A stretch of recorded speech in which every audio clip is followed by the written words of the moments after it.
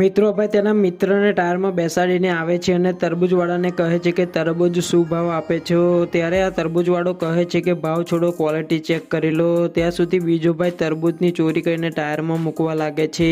પછી આ તરબૂચવાળો કહે છે કે બોલો કેટલા આપો? તો આ ભાઈ કહે છે કે આ નાનું આપો. તો તે તરબૂચ 2 કિલોનું થાય છે. તો આ ભાઈ કહે છે કે 2 કિલો ઓછું પડશે, આ પણ મૂકી દો. પછી તરબૂચવાળો તેને પેક કરે છે. ત્યાં સુધી બીજો ભાઈ ટાયરમાંથી નીકળીને તેમની જગ્યા પર જતો રહે છે.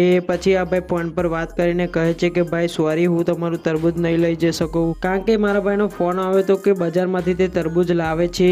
આવું કહ્યા પછી આ ભાઈ ટાયરને ફેરવીને તેના મિત્ર પાસે આવી જાય છે અને આ બાજુ કસ્ટમર આવીને આ ભાઈને કહે છે કે આજે તો તમે ઘણા બધા તરબૂચ વેચ્યા છે.